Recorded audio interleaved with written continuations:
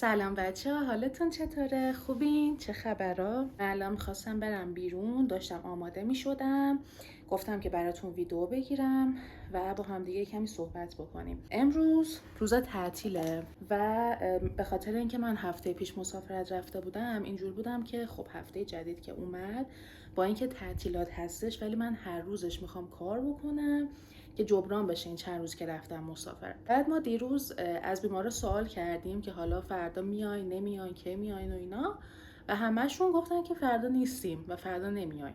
دیگه خلاصه اینطوری شد که ما میخواستیم بریم ولی خب خود به خود کنسل شد کلینیک. و منم از صبح خونم و توی خونه که هستم اصولا یا مثلا کارهای خونه انجام میدم یا خورده درس میخونم یا مثلا سریالی چیزی میبینم، از این جور کارا دیگه، یعنی کار خاص نمیکنم یا میخوابم. و این روند و این روتین باعث میشه که من واقعا دپرس بشم. یعنی آدم عادت میکنه دیگه. یعنی یه مدتی که من همش تو خونه بودم، بیرون رفتن برام خیلی سخت شده بود، کلا دیدن آدم ها. ولی الان برعکس دیگه، الان کاملا اینجوری هم که یه روز اگه بیرون نرم قشنگ قابلیت ندارم که دیوونه بشم بزنه به سرم. خلاصه الان دارم آماده میشم که برم بیرون و نمیدونم اصلا کجا میخوام برم. احتمالا میرم توی کافه، شاید تنها، شاید با کسی، نمیدونم. میرم میشنم یه خورده با خودم فکر میکنم و کارهایی که داشتم رو انجام میدم و برمیگردم میام خونه. از اینکه تو خونه بمونم قطعا خیلی بهتره. من دیشب اومدم توی کانال تلگرام یه سری ویدیو مسیج دادم راجع به برنامه‌ریزی کردن به روش تنبلا، خیلی مؤدبانه‌شو بخوام بگم، و گفتم که میام توی یوتیوب مفصل راجع بهش صحبت میکنم. اول توی پرانتز اینو بگم که من واقعا دارم تلاش میکنم که هر سری ویدیوی یوتیوبم کوتاه بشه و نمیشه.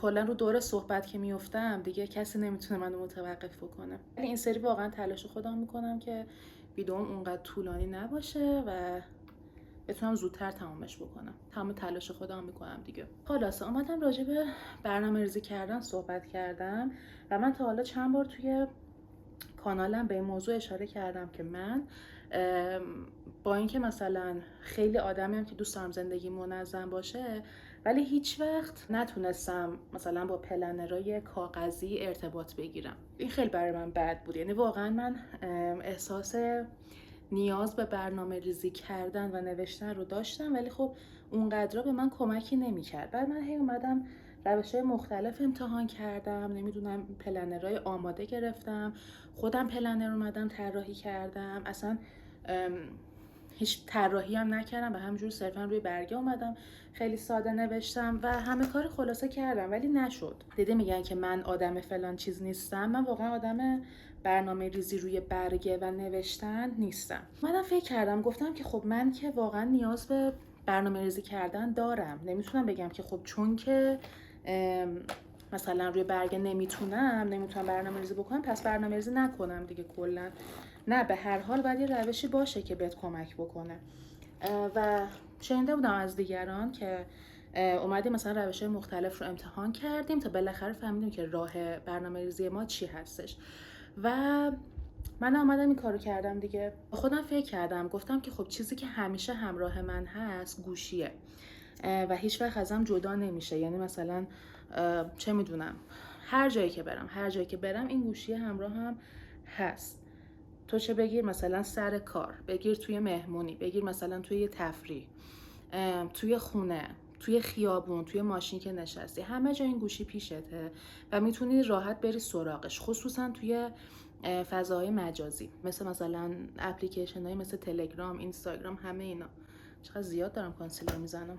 همیشه گوشیت پیشت هست. خب ولی من یه مشکلی که با برنامه ریزی نوشتاری داشتم این بود که برگه، اون دفتره همیشه دنبالم نبود، یا یادم میرفت یا مثلا چه میدونم یه جای کیف نمیخواستم ببرم. کلا میدونی چی میگم، اصلا جا نبود که بخوام اون دفتر یا اون برگه رو بذارم داخلش. نمیدونم مثلا یه بار میگفتم ولش کن حالا لازم نیست، بعد کلا همیشه خب پیشم نبود دیگه، حالا به هر دلیلی.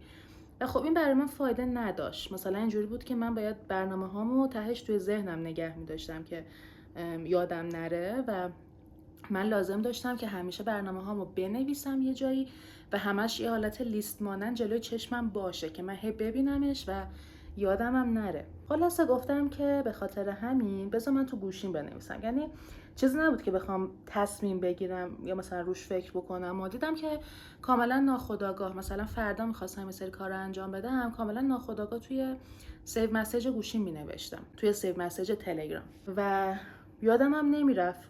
چرا؟ چون که همونجوری که گفتم گوشی همیشه دم دست هست، همیشه هستش، خصوصا تلگرام.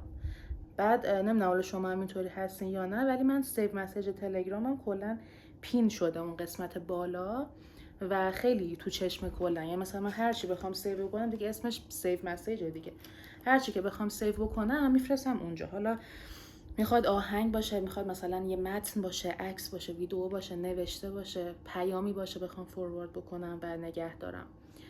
خلاصه که دیگه هی مثلا نوشتم که آره فردا که بیدار شدم بعد این کار و این کار و این کار رو انجام بدم. و چون که مثلا صبحی که بیدار می شدم میرفتم سراغ تلگرام و چکش میکردم، این نوشته توی سیو مسیج به چشمم میخورد و باعث میشد که برم سراغ اون کاره و انجامش بدم.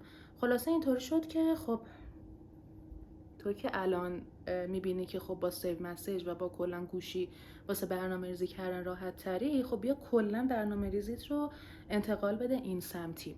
و این شد که من این روش رو انتخاب کردم دیگه. الان اینطوریه که مثلا حالا برنامه ریزی روزانه که خب من شب قبلش همیشه مینویسم. یعنی مثلا امروز اگه دوشنبه باشه، یعنی شب که میخوام برم بخوابم، توی گوشی مینویسم که آره فردایی که سه‌شنبه تاریخ 13 شهریور هست، من باید مثلا صبحش برم فلان جا، بعد از ظهرش باید فلان کار رو انجام بدم، نمیدونم مثلا باید برای ناهار این کار رو بکنم. حتی این چیزای خیلی کوچیک، مثلا به فلانی باید فلان حرف رو بزنم، باید مثلا به فلانی این پیام رو بدم، یادآوری بکنم، اینجوری اونجوری و همه اینا. حتی مثلا کوچکترین کار رو هم میام مینویسم و فردا صبحش که بیدار میشم میرم اون لیست رو نگاه میکنم توی سیو مسیج و دونه دونه انجامش میدم.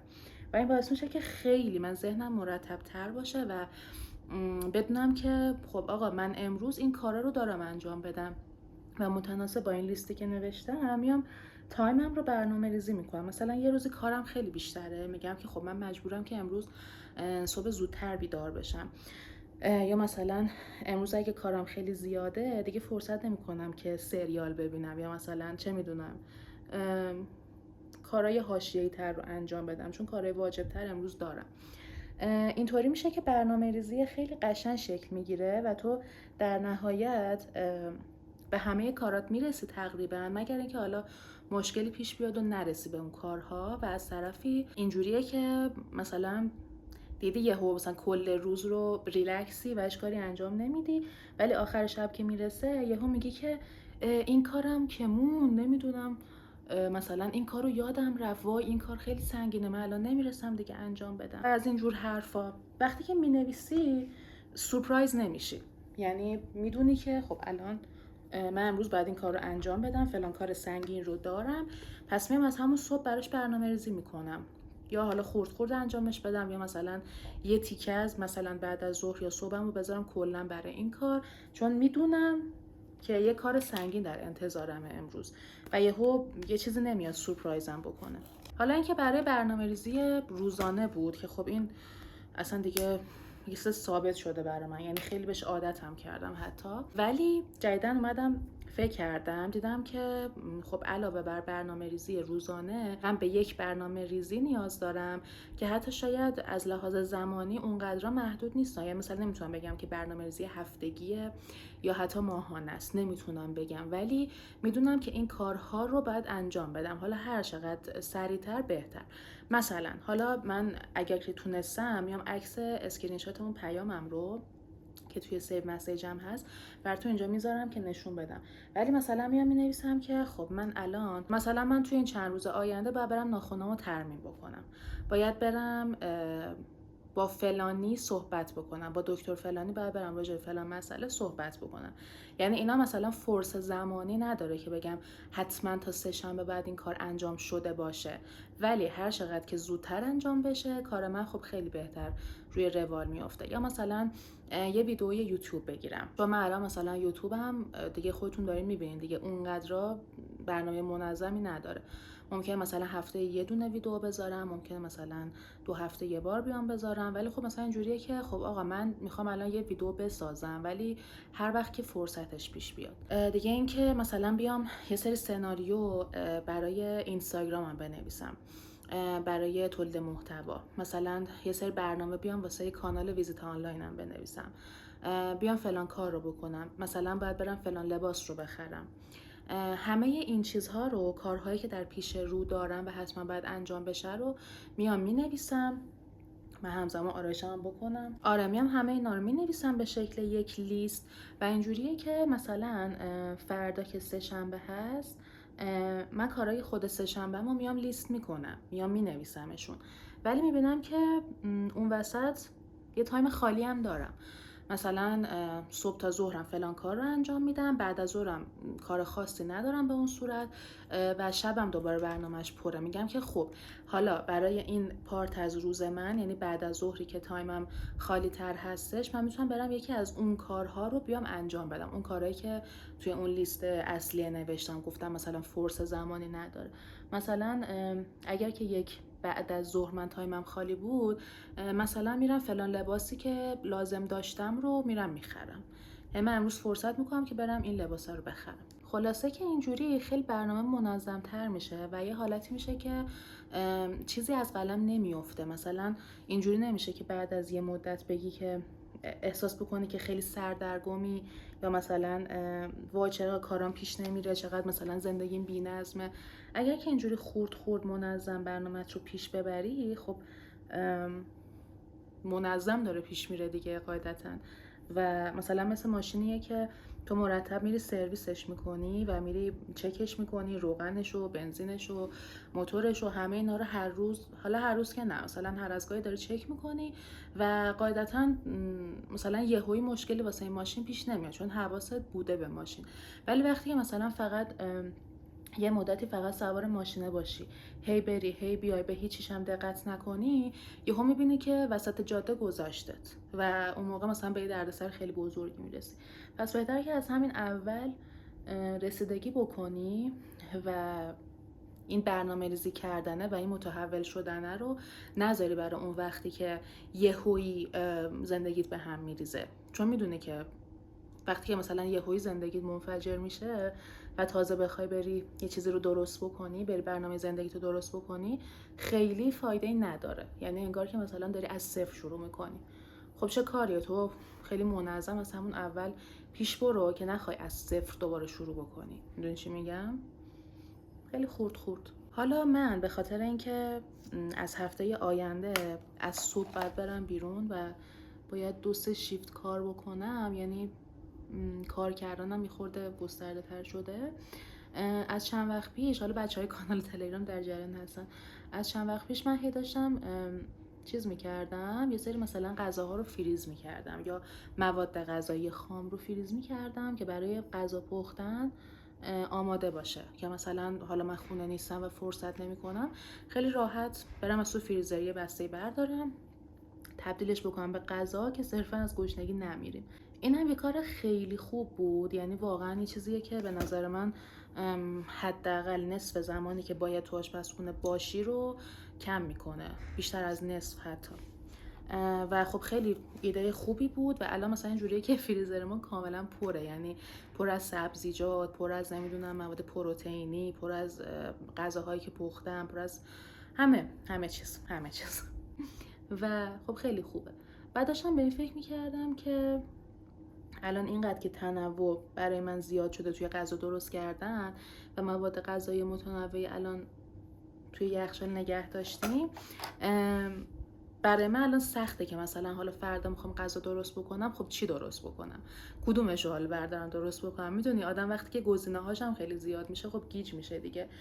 اومدم گفتم که خب من الان واسه غذام هم میام برنامه ریزی میکنم. چجوری؟ مثلا پیش متخصص تغذیه که میری، میخوای رژیم ازش بگیری، همین جوریه دیگه. مثلا یه برنامه بهت میده، میگه که تو شنبه ناهار اینو بخور، شام اینو بخور، صبحونه اینو بخور، میان وعده اینو بخور. و یکی از خوبیای همین مثلا متخصص تغذیه رفتن، مراجعه کردن بهش، همینه که تو دیگه از این سردرگمی در میای. میدونی که خب الان مثلا یک شنبه بعد این نهار رو بخوری، میدونی که الان باید مواد غذایی این غذا رو آماده بکنی از قبل و دستور عملش رو میری یاد میگیری و دیگه لازم نیست که هی فکر بکنی که خب چی بپزم، چی کار بکنم.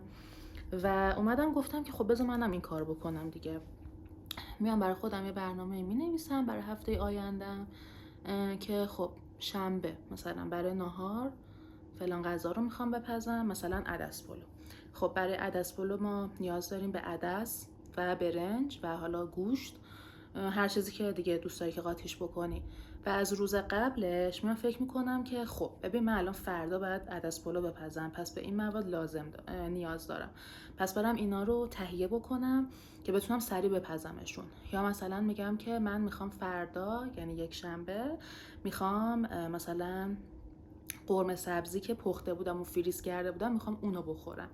پس میدونم که باید خودم برنج رو بپزم، یه بسته از اون قرمه سبزی ها رو هم بذارم بیرون که یخش باز بشه و آمادهش بکنم که آماده خوردن باشه دیگه. و این باعث میشه که باز از اون تایمی که باید تو آشپزخونه برای غذا می بودم باز از اونم کمتر بشه. و آره خلاصه که به نظر من برنامه ریزی کردن خیلی کمک کننده است، خیلی. و وقتی که این لیست رو من توی سیو مسیجم نوشتم، اینجوری هم که هی میرم مثلا حالا امروز 2 تا از اون کارهای اون لیست رو انجام دادم و هی میرم جلوش تیک سبز میزنم. بعد این حس خیلی خوبی به من میده که آفرین ببین مایده، الان مثلا تو پرونده فلان کار تو دیگه بستی، فلان کار رو دیگه انجام دادی، تموم شد رفت و تکلیفم یه جوری به خودم مشخص میشه که الان من این کار دارم، این کار دارم، این کار دارم، این کار انجام شد، تموم شد و به همین ترتیب. یعنی خیلی کمک میکنه که از اون سردرگمی بیام بیرون. بعد یه چیزی که واقعا من همیشه توی برنامه ریزیام بهش دقت میکردم این بود که از آخر به اول میومدم. حالا نمیدونم شما همینجوری هستین یا نه، ولی مثلا یه سریا هستن توی برنامه ریزی درسی مثلا میگن که خب من الان امروز 50 صفحه از کتاب رو میخونم، فردام 50 صفحه دیگر رو میخونم، پس فردام 50 صفحه دیگر رو میخونم، مثلا 150 صفحه تموم میشه. این میشه از اول به آخر، یعنی تو از اول اومدی حساب کردی تا ببینی که کی این صفحات تموم میشه. ولی من مثلا اینجوری بودم که یه کتابی اگه میخواستم بخونم یا کلا یه امتحانی اگه داشتم، صفحاتشو میشمردم، صفحاتی که باید میخوندم تقسیم میکردم، روزهایی که و زمانهایی که داشتم پیدا میکردم و اینا رو با هم دیگه جفت و جور میکردم. مثلا اگه قرار بود که یه کتاب 200 صفحه‌ای رو برای امتحان بخونم و 2 روز وقت داشتم، خب قاعدتا میومدم به دو تا پارت 100 تایی تقسیم میکردم دیگه. مثلا 100 صفحهش توی روز اول و 100 صفحهش توی روز دوم، که حالا مثلا این 100 صفحه توی چند تا وعده یه روز تقسیم میشد. اینم خیلی به نظر من چیز جالبی بود که الانم توی برنامه‌ریزیم دارم رعایت میکنم. یعنی مثلا اگر که من برنامه‌ریزی بکنم که مثلا میگم برای اینستاگرامم میخوام ماهی 10 تا پست بذارم، میام تقسیم میکنم، میگم که خب 4 هفته داریم دیگه، یعنی من هفته‌ای 2 تا یا 3 تا باید پست بذارم تا به اون 10 تا برسم. نه که مثلا بگم خب من هفته اول 2 تا پست میذارم، هفته دوم 2 تا پست میذارم، هفته بعدش مثلا 3 تا میذارم، هفته بعدش 2 تا میذارم، خب پس اینا میشه اینقدر. یعنی من همیشه اصل برنامه‌ریزی اینه که از آخر به اول میام و یه جورایی برای من بهتر بود، چون میفهمیدم که دقیقاً باید به چی برسم، یعنی نقطه نهایی این برنامه‌ریزیه چی هستش. خب من آرایشم تموم شد، الان من پا میشم میرم بیرون و هنوزم نمیدونم که قرار کجا برم، ولی هر جایی که رفتم شما رو هم با خودم میبرم. امیدوارم که بهمون خوش بگذره. آقا من الان که داشتم از خونه می اومدم بیرون، دیدم که بابام بهم پیام داد که سلام دختر گلم، تولدت مبارک و اینا، از اینجور حرفا. بعد من حس اینجوری شدم که تولدمه، یعنی حس و حال تولد اومد توی وجودم. من امسال چرا مثلا حس خاصی ندارم، نه که بگم بی حسم، ولی خب مثلا از این جهتی که بگم وای تولدمه حالا مثلا باید فلان بشه، باید فلانی بیاد بهم تبریک بگه، نمیدونم حالا کار خاصی بخوام بکنم. نه اصلا اینجوری نیستم. بعد الان اولین تبریک رو که شنیدم، حالا بچه‌ها قبلا تبریک گفته بودن بهم که مثلا تولدت پیشا پیش مبارک و اینا، ولی الان بابام که اینو بهم گفت یه ذره حسال تولد گرفتم. بعد کلا اینجوریم که یه سال بزرگتر شدم. واقعا خیلی عجیبه، بر خودم خیلی عجیبه. من امسال وارد 26 سالگی میشم و واقعا نمیدونم، راجع به 25 من این حسو نداشتم، ولی الان راجع به 26 کاملا اینجوریم که حاجی 26 سالت شد و خیلی عجیب بود برام. یعنی میدونی یه حس بزرگ بودنی الان بهم دست داده. احساس میکنم که واقعا وارد دنیای بزرگسالی شدم دیگه از لحاظ سنی. و مثلا حالا نمیدونم شما هم اینجوری بودین یا نه، ولی من قبلا اینجوری بودم که وقتی مثلا نوجوان بودم فکر می‌کردم که 22 ساله ها 23 ساله ها خیلی بزرگه. الان خودم 26 سالمه و تازه دارم این حسو میگیرم که نه واقعا منم دارم بزرگ میشم. ولی دیدی مثلا یه سریا ناراحت میشن از این قضیه، میگن که وای نه من نمیخوام بزرگ شم و حس پیری بهم دست میده و از اینجور حرفا.